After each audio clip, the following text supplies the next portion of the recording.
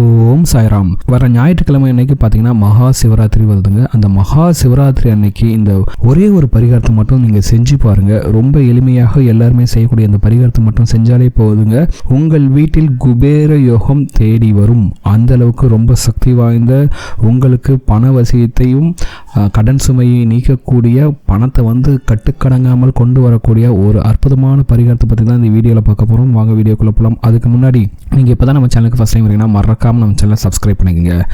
மகா சிவராத்திரி பார்த்தீங்கன்னா சண்டே வருதுங்க, சரிங்களா? அன்னைக்கு நைட்டு இந்த ஒரே ஒரு பரிகாரத்தை மட்டும் செஞ்சாலே போதுங்க. உங்களிடம் குபேர ராசி உங்களுக்கு உண்டாங்க. எதுக்காகனா, ஒரு மனுஷன் எவ்வளவுதான் உழைத்தாலும் அவனிடம் செல்வம் தங்குவதற்கு லக்ஷ்மி கடாட்சம் மற்றும் குபேரரோட ஆசி ரொம்பவே முக்கியம். அப்படிப்பட்ட குபேரருக்கே செல்வங்களை வாரி வழங்கியவர் நம்மளோட சிவபெருமானுங்க. அதனால் வரக்கூடிய மகா சிவராத்திரி அன்று இந்த குறிப்பிட்ட நேரத்தில் நீங்கள் செய்யக்கூடிய இந்த ஒரு சிறிய பரிகாரம் உங்கள் வறுமையை வேரோடு அறுத்து குபேர யோகத்தை உங்கள் இல்லத்தை தேடி வரவழைக்குங்க. அந்த அளவுக்கு பார்த்தீங்கன்னா ரொம்ப ரொம்ப ரொம்ப சக்தி வாய்ந்த பரிகாரம் தான் இது, சரிங்களா?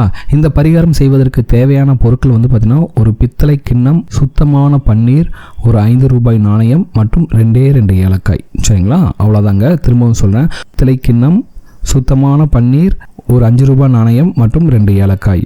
இந்த பரிகாரத்தை எத்தனை மணிக்கு செய்யணும்? சிவராத்திரி அன்று, அதாவது சண்டே நைட் தான் சிவராத்திரி அன்றைக்கு நைட்டு பார்த்தீங்கன்னா 11 மணிலேருந்து 1 மணிக்குள்ளாக இதை செய்ய வேண்டும். ஸோ உங்களுக்கு 11லேருந்து 1 மணிக்குள்ளே டைம் இருக்குது. அந்த டயத்தில் இதை செய்யணும், சரிங்களா? இதை எப்படி செய்யணும்னா, இப்போ எடுத்துறீங்களா, அந்த பித்தளை கிண்ணம் எடுத்துறீங்களா, அந்த பித்தளை கிண்ணத்தில் பன்னீரை ஊற்றி அதில் இந்த 5 ரூபாய் நாணயத்தை வைத்து அதே போல் இந்த 2 ஏலக்காயும் அதில் போட்டு வச்சுணுங்க, சரிங்களா?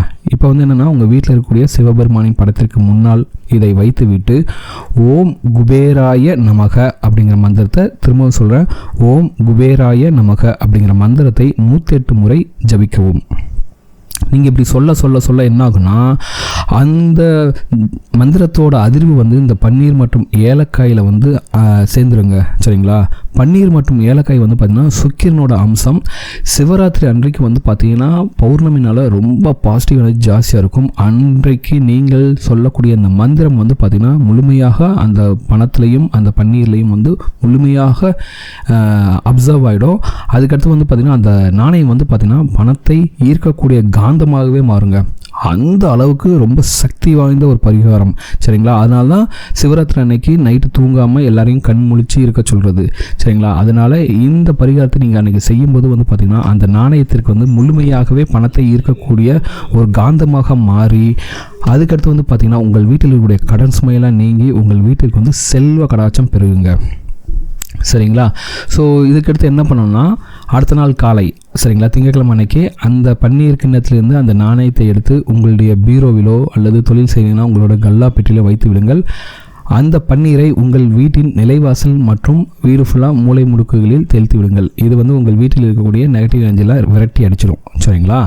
ஸோ அந்த அளவுக்கு ரொம்ப சக்தி வாய்ந்த பரிகாரம். அதே போல் அடுத்து வரக்கூடிய ஒரு பரிகாரம் பார்த்திங்கன்னா உங்களுக்கு மிகப்பெரிய அளவில் சக்ஸஸ் கொடுக்கும். இந்த 2 பரிகாரத்தையும் நீங்கள் சேர்த்து செய்யும்போது உங்களுக்கு பார்த்திங்கன்னா சக்ஸஸ் மிகப்பெரிய அளவில் சேருங்க, சரிங்களா?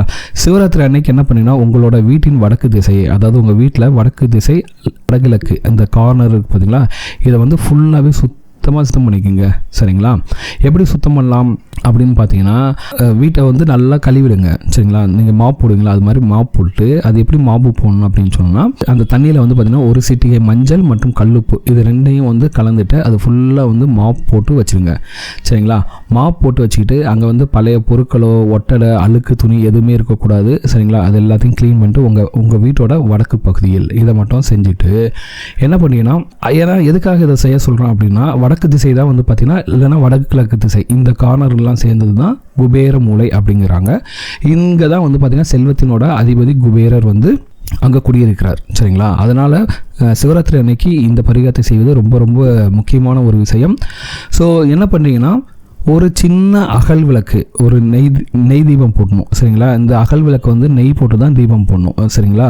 பஞ்சத்திரி போட்டு நீங்கள் வந்து நெய் தீபம் ஏற்றி அது வந்து அந்த தீபம் வந்து வடக்கு பக்கம் பார்த்த மாதிரி சரிங்களா, வடக்கு பக்கம் பார்த்த மாதிரி அந்த திரியை வந்து ஏற்றணுங்க சரிங்களா. ஏற்றிட்டு இது வந்து சிவராத்திரி நைட்டு முழுவதுமே இந்த பகுதியில் வந்து ஒரு நீங்கள் வைக்கிற தீபம் வந்து எரிஞ்சிக்கிட்டே இருந்ததுன்னு வச்சுங்களேன், அது வந்து அந்த ஒளி வந்து பார்த்திங்கன்னா குபேரரை உங்கள் வீட்டிற்குள் ஈர்க்கும் அப்படிங்கிறது ஐதீகம் சரிங்களா. இந்த 2 பரிகாரத்தையும் சரியாக நீங்கள் செய்தாலே சரி. ஃபஸ்ட்டு சொன்ன அந்த பன்னீர் பரிகாரமும் அதுக்கடுத்து சொன்ன இந்த குபேரருக்கு இந்த விளக்கேற்றி வைக்கக்கூடிய இந்த பரிகாரமும் செய்தாலே சரி, அடுத்த சில வாரங்களிலேயே உங்கள் வருமானத்தில் முன்னேற்றம் ஏற்படுவதை நீங்கள் கண்கூடாக காண்பீர்கள். இத்தனை நாட்களாக உங்களுக்கு தடைப்பட்டு கொண்டிருந்த இந்த பணவரவு தடை எல்லாம் நீங்கி உங்களுக்கு வரக்கூடிய பணவரவுகள் சீராகுங்க, கடன் சுமைகள் குறைய தொடங்கும் சரிங்களா. அதே போல் வந்து சிவராத்திரி அன்னைக்கு ஒரு சில விஷயங்கள் வந்து நீங்கள் வந்து செய்வது ரொம்ப சிறப்பு. நீங்கள் வந்து சிவராத்திரி அன்னைக்கு கோயிலுக்கு சில பொருட்களை வாங்கி தருவது ரொம்ப ரொம்ப ரொம்ப மிக சிறப்பான ஒரு பலனை வந்து உங்களுக்கு கொண்டு வந்து கொடுக்கும். அப்படி என்ன பொருட்களை வந்து சிவராத்திரி அன்னைக்கு வந்து நீங்கள் கோயிலுக்கு வாங்கி தரணும் அடுத்து நான் சொல்கிறேன், அதையும் நல்லா கவனமாக நோட் பண்ணி வச்சுங்க. சிவராத்திரி அன்னைக்கு காலையில் வந்து பார்த்திங்கன்னா நீங்கள் வந்து புதிதாக கல்லுப்பு வாங்குவது ரொம்ப ரொம்ப சிறப்பான ஒரு பலனை வந்து கொடுக்குங்க சரிங்களா. ஏன்னா கல்லுப்பு வந்து மகாலட்சுமி தாயாரோட பரிபூர்ண அருள் பெற்ற ஒரு அற்புதமான பொருள். அதை வந்து நீங்கள் சிவராத்திரி அன்றைக்கு காலையில் வாங்குவது உங்கள் வீட்டில் இருக்கக்கூடிய வறுமையை நீக்கும் சரிங்களா.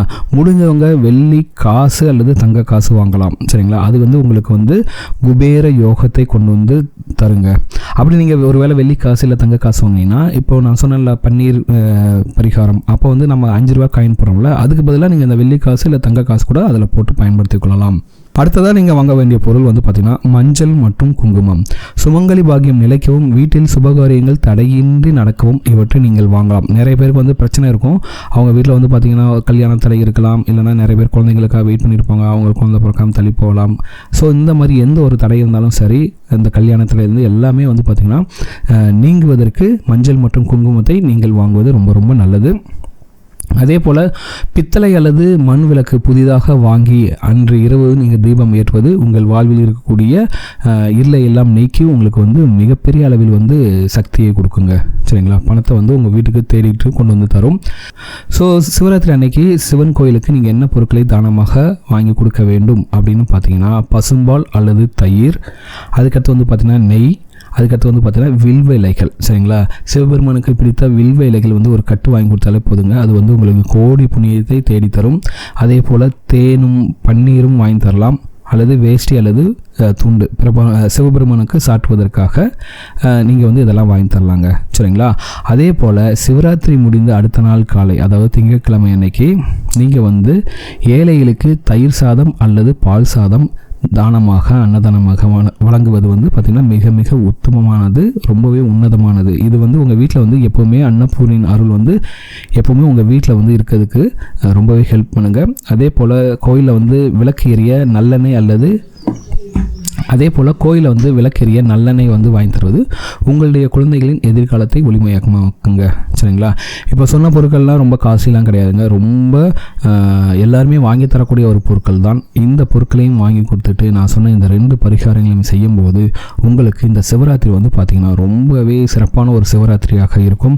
இந்த சிவராத்திரி அன்றைக்கு செய்யக்கூடிய இந்த பரிகாரங்கள் உங்கள் வீட்டிற்கு செல்வ கடாட்சத்தையும் அந்த மகாலட்சுமி தாயாரோட அருளையும் அந்த சிவபெருமானோட அருளையும் முழுமையாக அந்த குபேரோட அருளையும் உங்கள் வீட்டுக்கு கொண்டு வந்து தருங்க. உங்கள் வீட்டில் வந்து பார்த்திங்கன்னா பணம் வந்து மிகப்பெரிய அளவில் வந்து சேரும், கடன் சுமையெல்லாம் தீருங்க. அந்தளவுக்கு சக்தி வாய்ந்த பரிகாரம் தான் இது. கண்டிப்பாக இந்த சிவராத்திரி அன்னைக்கு இந்த பரிகாரங்களை செய்து பாருங்கள், உங்கள் வீட்டில் செல்வ கடாட்சம் பெருகுவதை நீங்களே கண்கூடாக பார்க்கலாம். அந்தளவுக்கு சக்தி வாய்ந்த பரிகாரம் தான் இது சரிங்களா. இந்த வீடியோ உங்களுக்கு பிடிச்சிருக்கும் நம்புறேன். இந்த வீடியோ உங்களுக்கு பிடிச்ச மறக்காம சேனலை சப்ஸ்கிரைப் பண்ணுங்க. இந்த வீடியோவை உங்கள் ஃப்ரெண்ட்ஸோட ஷேர் பண்ணுங்கள். இந்த வீடியோ பார்த்தீங்கன்னா உங்களோட கமெண்ட்ஸை கமெண்ட்டில் கமெண்ட் பண்ணுங்கள், லைக் பண்ணுங்கள், ஷேர் பண்ணுங்கள்.